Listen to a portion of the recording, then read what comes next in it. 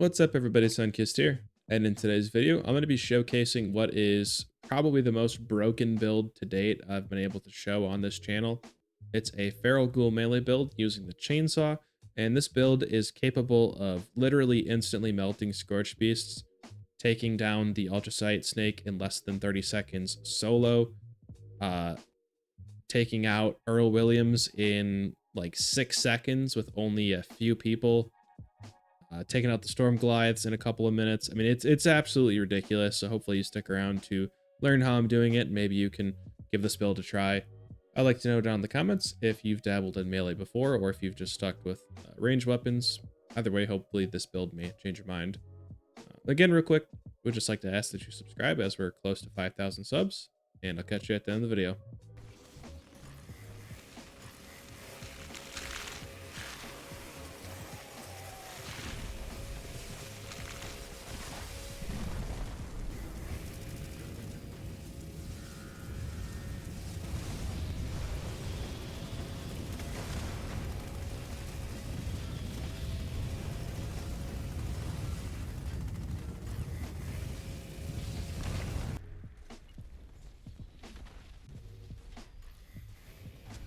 Yeah.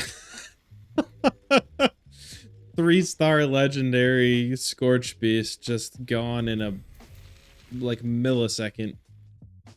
Before I get too far into the video, I want to give a huge shout out to Mishka and QM.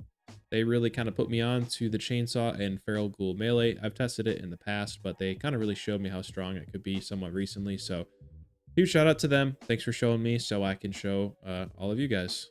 All right, our weapon here today is the chainsaw. Normally I'd be using the auto axe, but that is broken right now, meaning it's really not doing the damage that it's supposed to, so it's not very good. But the chainsaw is going to be our best option, and the legendary effects that I'm running on this is Furious, Crippling, Durability, and Pounders. Definitely recommend at the very least that you run Furious and Durability. Uh, this thing breaks really fast, even with running max ranks of stable tools, so definitely want Durability. I run Crippling just because the attack speed on this is really fast. So you can cripple something insanely fast, and there are some perk cards, which we'll get into in a moment, that will give you extra damage against crippled targets. And there's only 2 mods you really need for this, and that's going to be the dual bar, which you learn from scrapping chainsaws, and the flamer, which I don't think you can learn, but it is a box mod that is pretty commonly sold at a few vendors that I'll show you in a moment here. So I don't think there's actually plans for a chainsaw in Fallout 76. I could be wrong about that, but if I am, let me know in the comments. But the place that I really commonly go to get one is at Crimson Project. So I'm just going to ignore the enemies here for a minute. But from the fast travel, we're just going to run through the middle right here. And next to this bus right here, there's almost always a chainsaw right here. Now to get our chainsaw flamer mod, there's a couple places you can go. The first is Watoga Station.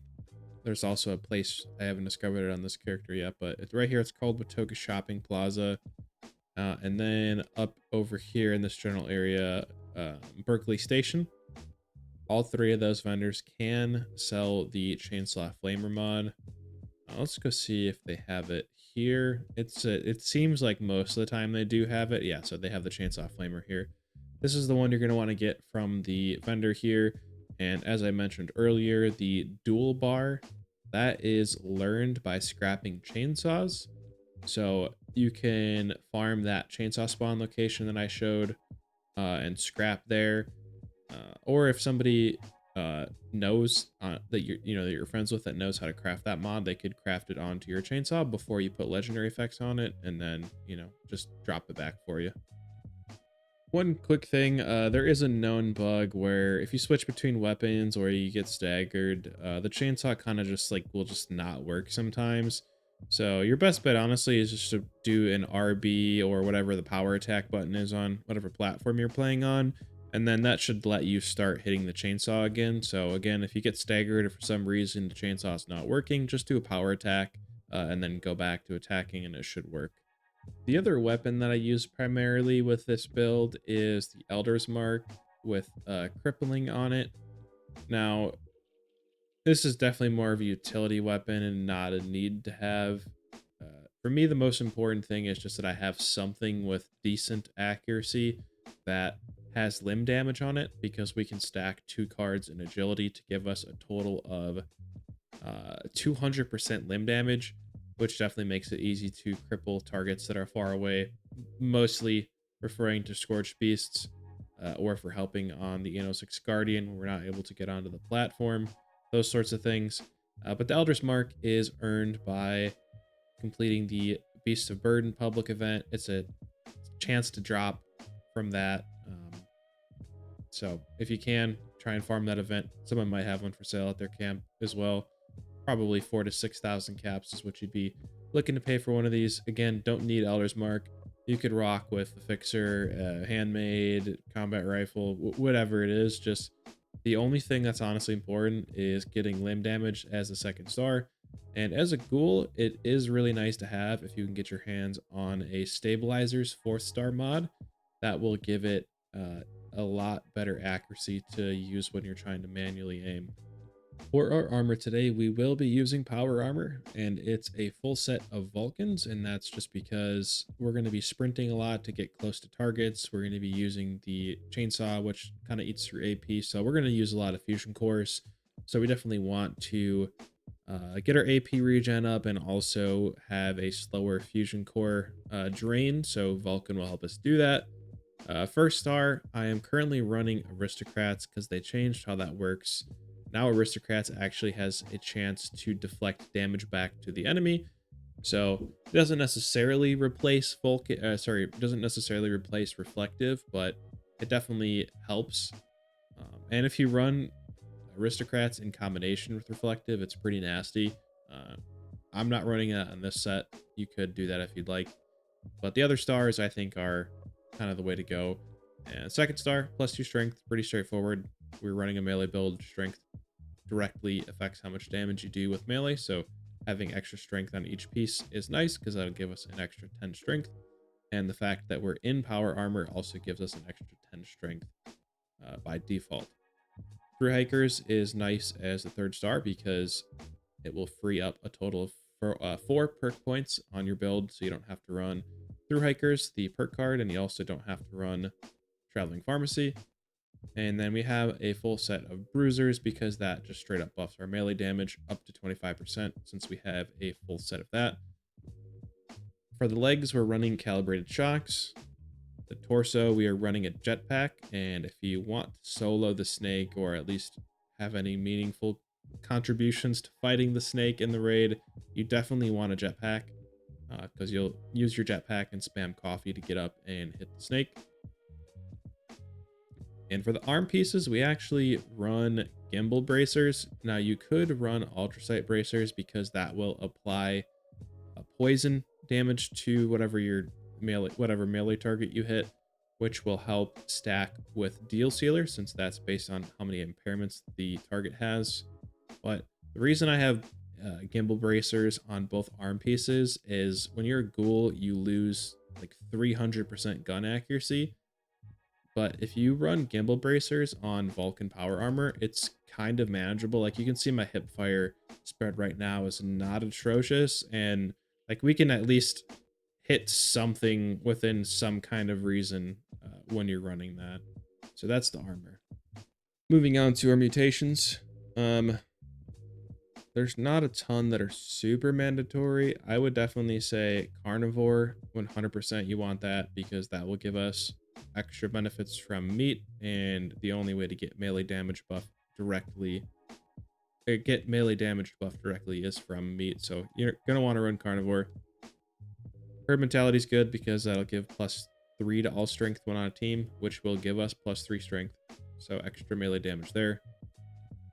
Speed Demon's nice with movement speed. Don't necessarily need it, but Twisted Muscle's definitely going to want that. That gives us extra melee damage and limb damage, so we'll cripple targets faster and straight up do more melee damage. And then I would also say Adrenal Reaction is really nice to have too, since we have to get up close and personal. A lot of times we're going to be on a kill streak when we're using this weapon, so that's just an extra nice little damage buff there too. So as far as buffs go, I do run a bobblehead, a melee bobblehead when I have them. Definitely not necessary. This build does put out so much DPS, you really don't need these. So it's a matter of melting something in 2 seconds versus 3. You don't really need this, but if you're trying to max out this build, definitely can run melee bobbleheads. I also run a Grognact Barbarian 1, which gives us an additional 15% melee damage.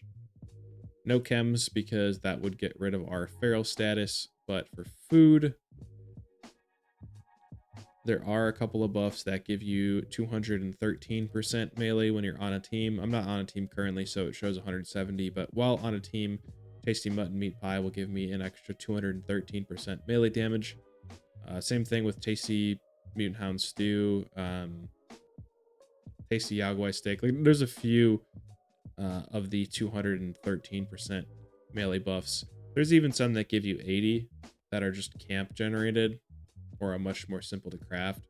It honestly doesn't even matter. You don't even really need these necessarily. Just wanted to show that I'm using them. And then I also run Deathclaw Steak, I think it is. Let me go back up to it here. Yeah, Deathclaw Steak for extra strength, since that will buff our melee damage. And if I'm really feeling like totally min-maxing, I'll also take a Nuka Dark, which will give us an extra 6 strength. Again, strength buffs melee damage, so we get some more damage from that.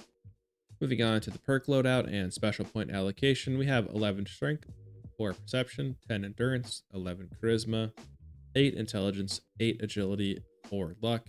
And we do have a few of the special card legendary cards maxed out, so keep that in mind. I'll start with those though once we get into the perk cards. We have perception, strength, agility, luck, and intelligence mostly maxed out. I am missing max rank on legendary perception, so I am missing 2 additional perk slots. So if you have those, I'm sure you can find somewhere to use them. Take you one for the team. Honestly, this is just good on every build, so I run it on every build. Over in strength, this is kind of where the majority of our damage is going to come from here. I'll start off with the most important one here. I would say Slugger, so that we do extra damage against crippled targets. Brick Wall, this is going to be really important since we're going to be up close and personal. We don't want to be getting staggered.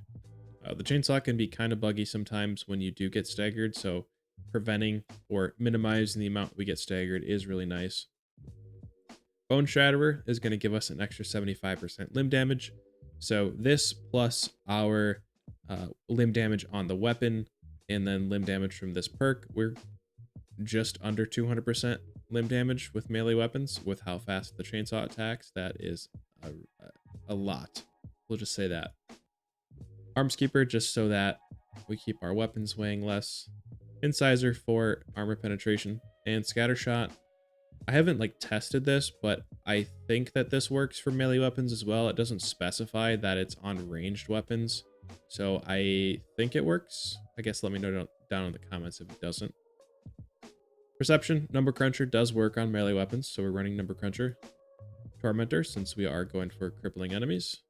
And Deal Sealer, since we're running the Flamer nozzle on the chainsaw, that is going to set enemies on fire, which will give at least 1 impairment there. So more or less just an extra 10% damage. And as I mentioned earlier, we run the Ultrasight Bracers on the Vulcan. That'll add poison, so then that'll give you 1 additional impairment. Over in Endurance, we have Life Giver for extra health, Starch Jeans for mutations, Glowing Gut, so we only have to take between 2 and 3 Toxic Goose to get back to full glow. Cola Nut, because this will buff Nuka Dark all night long. This also buffs Nuka Dark, so we can get like +6 strength for 6 minutes, which is really convenient. Over in Charisma, we have Stranger Numbers to buff our mutations, which this will directly buff damage since one of our mutations is giving us extra melee damage. Squad Maneuvers, because they recently increased the movement speed cap to 150%, so you can move really fast. Squad Maneuvers in combination with like Jaguar Speed over here, or some of the other movement speed cards, you are zooming at 150%. So it's nice to use on a melee build so you can close the distance and get close to enemies. Tenderizer for extra damage. Party Boy, because this also buffs Nuka Dark. United Ordeal, because then when we're on a team with other ghouls, we gain +3 to all special stats, which again, this will buff strength, indirectly buffing our melee damage. Over in intelligence, we have Power User, because we will be in power armor. Batteries included, because we're carrying a lot of fusion cores. Good with Assault, it's always good to have to keep our food nice and not spoiled. Stable Tools, this is a must for sure. Like I said, the chainsaw breaks incredibly fast. Pyrotechnician, this will buff the fire damage part of the chainsaw. And Curator, because we will be running magazine and bobblehead buffs. Over in agility, we have Modern Renegade and Enforcer. This is for our, as I mentioned earlier, our Elder's Mark that has limb damage on it. This will give us a total of 200% limb damage, so this will help us cripple targets that are kind of out of reach, mostly for Scorched Beasts. Not totally needed, but I do think it's helpful. And then Action Boy and Packing Light, because this build does kind of eat AP, so we want a little bit of extra AP regen there. Adrenaline for more damage, and Jaguar Speed for movement. Jaguar Speed for movement speed. Over in luck, we have Luck of the Draw for a chance to repair a weapon while we use it. Again, the chainsaw breaks really fast, so this is a nice card to have. Class Freak to buff mutations. Ricochet to reflect some damage back, or deflect some damage, I should say, sorry. And Faulty Spots for extra weak point damage. This is especially helpful against the Guardian.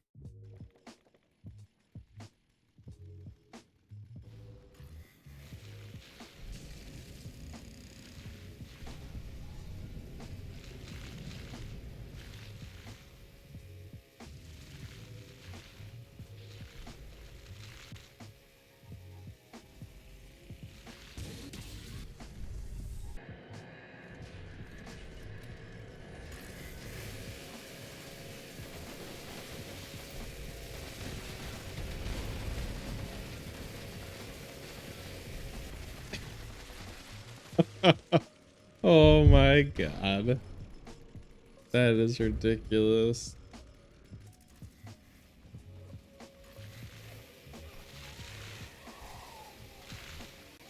How do you like that, huh? Oh, you don't need to jump with the head. I hit the head from the ground.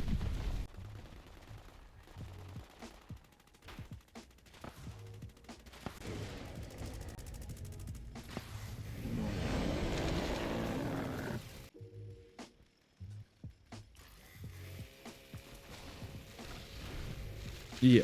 It just that I can't get over how ridiculous that is.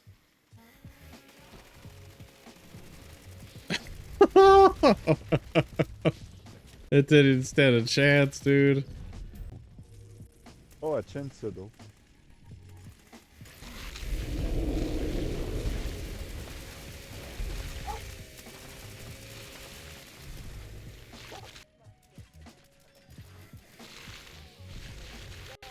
I mean, I just touched them and they died. Thank you so much for making it to this point of the video. I really appreciate it. If you haven't already, hit the like button, subscribe, and ring the notification bell to stick around for future content and be notified when new videos come out. If you'd like to check out my last video, which goes over my end game raid build that I've been using to farm seasons when they come out, use it to run through raids really quickly. Overall, just a really good DPS kind of end game build. So check that out now. It's on screen if you'd like to take a look. And thanks again for watching. I'll see you in the next video.